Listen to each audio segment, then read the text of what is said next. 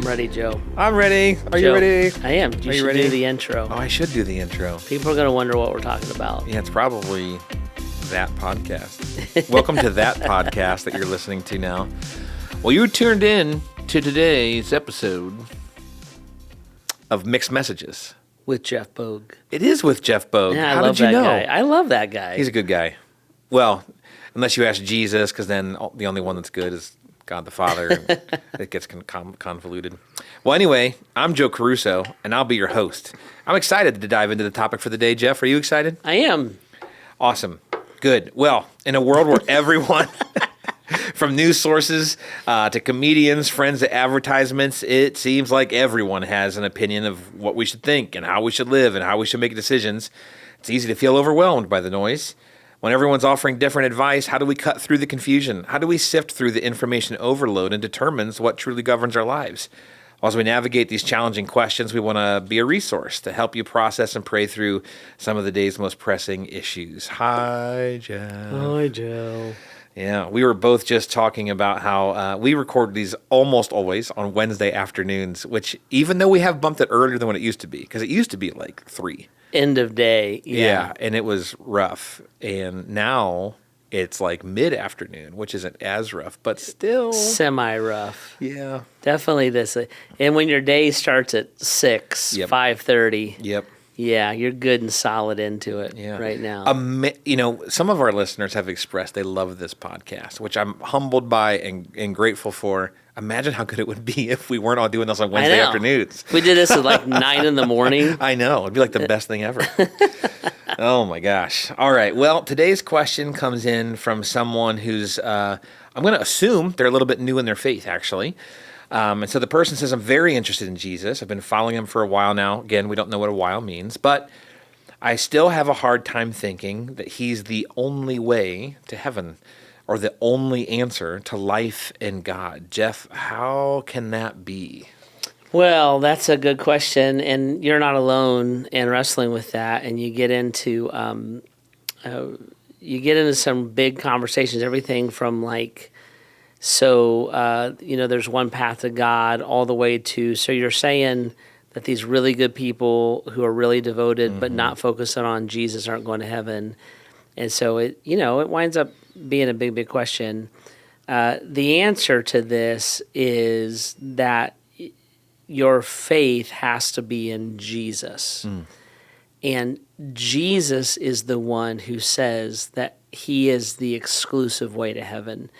That is actually not a Christian teaching per se, or monotheism is the fancy word for it. That's not something that the Christians put down to compete with the Muslims, kind of a thing. That is something that comes directly from Christ himself. So healthy Christianity, true Christianity, is people who are seeking to be apprentices of Jesus Christ. And in that, what the core of that is that we would agree with Peter's confession in Matthew chapter 16, that Jesus is the Messiah, the Son of the living God. Jesus says, Peter, God expressed that to you. That is who I am. And then you would get into passages like John chapter 14, verse 6, where Jesus says, these are his words, I am the way, all singular. I am the truth. I am the life. No one comes to the Father unless they come through me. You could jump out to Acts chapter 4, verse 12, which says there is one name under heaven by which you must be saved. It's the name of Jesus Christ. You could get into John chapter 1, verses 1 through 5, which is the Word became flesh and made his dwelling among us. And then it goes on, and it's a declaration of the exclusivity of Jesus. So these are Jesus's teachings and Jesus's clarity. These are not imposed by the church. They are not functions or structures of organized religion. So the question then that you're really wrestling with is not is there more than one way to God? That's a secondary question. The primary question you're wrestling with is my faith fully founded in the person of Jesus Christ? And if my faith is fully founded in the person of Jesus Christ, he is the one who makes himself exclusive. I am believing what he says about himself. Okay? So you could say it this way. Life would be a lot easier if all paths led to heaven. Sure. Life would be a lot easier if you had your version of God and I had my version of God, and that's the way it worked, and we never had to talk about it. Jesus's way is the narrow way, and Jesus's way is an exclusive way. For me to be a truly devoted follower of Jesus Christ, then I am agreeing with him that he alone is the path to salvation and alone is the path to heaven. That's it's so hard. I feel like if you're not a follower of Jesus to even wrap your head around what you just said. Yeah. Because so much of that, you could get real argumentative, real pessimistic, and say like, well, didn't Buddha just say it's like the only way to enlightenment is blah, blah, blah, blah, blah, and I actually don't know all those quotes. It's been a long time since I studied Eastern religions and stuff like that. But, there's these other claims and these other experiences. Like, how could you possibly say that Jesus is the only one? And is Jesus, is he competing with these other philosophies? And then he's saying like, hey, if you want the real philosophy, follow me. I mean, is that Jesus's position? No, he's declaring. And so he's not competing. So he doesn't. It's fascinating. Jesus doesn't really speak against other religions per se. He clarifies. Even Judaism, he rebuked the Pharisees and the Sadducees, kind of the leaders of Judaism. But what he didn't say, you should be a Christian, not a Jew. What he said was, I'm the fulfillment of the law. And so I fulfill the law, and now the way that you fulfill the law is you love one another as you love me and you love each other. That's the fulfillment of the law. So he doesn't debunk it or put down the tenets of it. What he says is, I am the Messiah, and I fulfilled it. Certain faiths like Islam and others did not exist yet. Those came along much later. And they would look at Jesus and they would say that he was one of the prophets. But Islam, for an example, is a very exclusive faith. Allah is God and Muhammad is his prophet. That's their core declaration. They're very exclusive in their faith. Buddhism is going to be wide open because it's almost, what is Eastern mysticism? It's kind of like whatever you throw in there, it's a like little a bit. Self-actualization of sorts. Yeah. Hinduism is kind of like that. Like there are hundreds and hundreds of Hindu gods. And then you get into like Sikhism, et cetera, et cetera. Judaism, if you're a non-Messianic Jew, so let's just say like an Orthodox Jew for the sake of conversation, you do not believe that Jesus is the Messiah. Well, Jesus says he is the Messiah. If you're a Messianic Jew, you would practice cultural Judaism and you would believe that Jesus is the promised Messiah. So it's all Jesus. And it's who he is, what he is, his claims. He is the only God in any major religion that would have claimed the resurrection. We do not worship, even Buddha, Muhammad, those guys, they're dead. They never claim to not be dead. Jesus is like, no, I am the resurrection. I am the life. And I resurrected on the third day. So I am the living God. He's sitting at the right hand of the Father now. He's interceding for us. He's overseeing the church, to which he gives power and authority. Like he's doing all these things because he is the living God. Those are his claims. So for me to be his follower, I am adapting his claims. Jesus would say, in essence, if you adapt part of my claims but reject others, you're not my follower. You're my fan, Right. but you're not my follower, so you actually did not receive the fullness of salvation that I'm trying to give you. You haven't laid your life down for that. So even Islam is pro Jesus. I mean, they consider him one of their prophets. Hinduism, Buddhism generally are not anti Jesus. They just don't agree that he is God or the one true God. Christianity, at its core, is simply agreeing with what Jesus said about himself.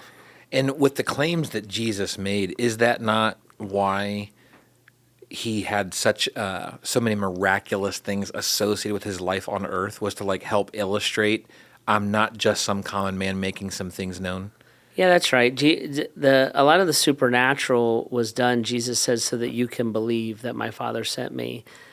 And that's also why, there's hundreds of prophecies in the Old Testament that Jesus specifically fulfills.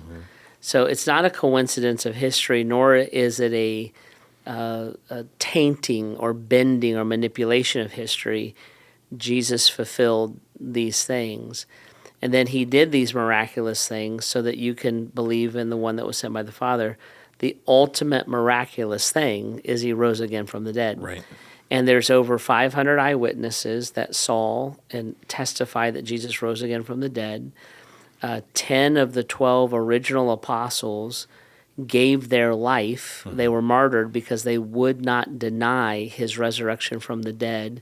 The Apostle Paul would be an 11th person that we would be familiar with who gave his life because he would not discount that Jesus rose from the dead. Remember, the Apostle Paul was an arch enemy of Jesus' followers until he interacted with the resurrected Jesus on the Damascus Road, and then he wound up giving his life for it. The early church, the blood of the saints was the credibility of the message, and they would suffer or be persecuted because they would not deny this resurrection of the dead.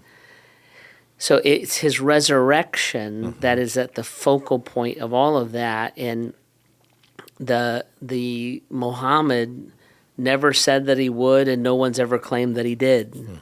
Buddha, whatever Hindu god you want to put in there, I mean, fill in your blank. Never said they would and never claimed that they did. Christ alone did that. Therefore, his deity alone is cemented. So that's why when we listen to the words of Jesus, we would consider them to be the words of God. So God said of himself, I am the way, the truth, the life. I've always loved what is in some ways a nuance of that verse, that Jesus did not say, I know the way. Yeah. Like, hey, follow me. I have found the way to God. I have found the way that life makes sense. He's like, I'm telling you, I am God. So if you're trying to get to that close, eternal relationship with God, you need to be on my hip. Yep. Here we go. So, yeah, absolutely love that. Sorry, I felt like you had that little hitch in your step, like you're going to say something. I can. I would just say, like, for the Christ follower, that's why we're so urgent about evangelism. Because in our minds, it's a life and death issue. Your soul is at stake. Yep. And it's a mission that Jesus sent us on so that we're his ambassadors, as if he himself were making his appeal through us. Christianity is not a lifestyle, it's a mission. Yep. And we would look and say that mission was given to us by God. So when, that bumper sticker, coexist, I'm like, people have asked me about that in the past. Like, what do you think about that? And I'm like, well, it just depends on what you mean. Like, the Christian mission is executed with love. So if you mean love people who deeply disagree with you and coexist with them, don't put them at the point of a sword and drive them out of the land. I can go to the same grocery store as them. Yeah, all those kind of things, then like coexist. If you mean all paths lead to heaven, you're wrong. And not because you say so. Yeah. And so if you disagree with me, you're disagreeing with Jesus himself. And if you say, well, I don't believe Jesus is God, I'm like, okay, well, I want you to. I do. So you think I'm going to go to hell? Yeah, I do. I just had this, I've told this story before. A young lady was in my house. She's not a Christ follower, doesn't want to be. And she looked at me. She was like at a party. We were talking. She looked at me and she said, "Do you think I'm going to hell?" And I said, "That's my fear. Yes. That's why I'm telling you." And I said to her, I said, do you see how if I really loved and cared about you, if I believe you're going to hell, that's why I would tell you. And she's like, "I do see that. I actually feel loved and cared about. I just don't agree with you." Okay. I had a conversation just the other night with someone, and she asked me, "So if my friend does not believe in Jesus and they're this religion, this other religion, do you think they'll be in heaven?" And I said, "I do not. I do not believe that they will be in heaven." Why not? Because there is one name by which you must be saved. It's Jesus Christ. Salvation comes alone from Jesus Christ. And she said, and I get this, she's like, "That's really hard to hear because I love my friend and they're a good person." I said, "I agree." Jesus' standard is not goodness, it's perfection. And perfection has to be given. It cannot be earned. And it's only given through Christ. Salvation by faith, by grace through faith. And so that's it. And I'm not giving Jeff Bogue's opinion. Right. Or Grace Church's position. Yep. I'm telling you what Jesus says, and I believe him. And my job, especially as a pastor, is to say what he said about it. And to kind of unite those two stories you just shared, when we have a friend that we love desperately and love deeply that does not believe in Jesus, instead of trying to do the mental backflips on, well, how could it be possible that a good person could go to hell? We should be motivated by that love to be on the mission that Jesus sent us to, because he loves them too. And he's trying to invite them eternally home and not just leave them in the dust. Because I think that's one thing that people get confused too. Heaven's not a neutral, arbitrary paradise. You're being invited to God's house eternally. Yeah. So if you want nothing to do with him, why would you be invited to his house? Yeah, dead on. And he went to great lengths. It's not that Christ is withholding his love. No. He went to great lengths to tell you of his love, but you have to accept it. This is where the idea of gift is so important. If you're a smoker, and I know for a fact that smoking leads to lung cancer and it will kill you, and I don't want you to die. If I tell you that smoking is bad for you, I'm not being hateful. If I commit to you that I will be with you as you quit smoking because smoking is bad for you, I am not being hateful. If I buy the nicotine patches to help you along the way and gift them to you, if I organize it for you to go to a quit smoking group, if I send you on a don't smoke retreat, if I bring people in front of you that were smokers but now they have lung cancers and they have like holes in their throats, none of that is hateful. It's clarity. Right. And because the situation, the outcome is clear. Jesus is not being judgy or hateful by saying, if you don't follow me, you're going to go to hell. He's saying, if you don't quit smoking, you'll get cancer. Now, here is everything I can possibly do to help you make that decision. In fact, I'm making this free. Well, if you're that smoker and you say no, and then you get lung cancer and you're on your deathbed, and would you look at me and say it's your fault I'm dying? Right? So, because right. And I'm like, that's the way that Jesus is. He is abundant in his grace. He is overflowing in his mercy. He gave us his word. He gave us the church. He gave us the miraculous stuff we're talking about. He gave his life. He gave us his resurrection. It's all documented. It's easy to access. So he's not being exclusive. He's being wildly inclusive. He's just being clear about what the pathway actually is. Yeah. I just last night I had a breaker sparking. Super fun. And we had the fire department come over. He's like, "Yeah, you need to have that checked out." Well, you said I'm not a good homeowner? Yeah. Like, no, he's saying you need to have that breaker fixed as soon as possible so your house doesn't burn down. Yeah. Well, you don't know he's just being helpful. Just telling you the truth. And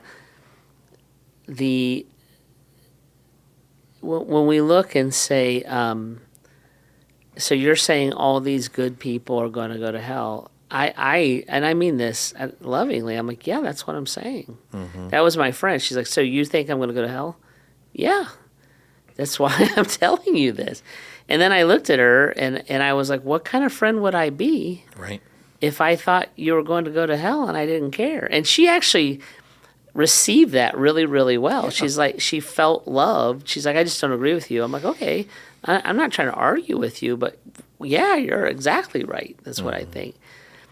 So Jesus is bringing that clarity, and if you follow him, if you say he is my Lord and Savior, Jesus Christ, then that is the message that you are receiving, and that is the mission that you are being sent on to proclaim that message, and that's what it means to follow Jesus. Yeah. Well, that's really helpful, and I think my prayer in this episode, Jeff, is for those of us listeners who follow Jesus. I hope this is clarifying, and it probably on some level really resonates with us. But there are going to be some of our listeners, and certainly people that many of our folks are praying for and trying to engage with, where this is still hard math. And so I think our prayer today is that their minds would be opened, and that this would become a clear, loving invitation from Jesus to find life in him, to find that salvation, and to find him as the way, the truth, and the life. So thanks for walking us through that. If we can help you with any unique next steps, we'd love to do that. And if you have questions like this, you can always submit those at bath.gracechurches.org/mixedmessages. If you like what you're hearing and you want to hear more of it, make sure you subscribe, follow, rate, and review our podcast. And if you're looking for a group of people that are running after Jesus and trying to discover more and more about what it means to be on mission, to find Jesus as the way, the truth, and the life, and help others see that, you can check us out here at Grace, or even explore us online. Thanks so much for jumping in with us today as we continue to see God's voice through all the mixed messages around us. See you next time.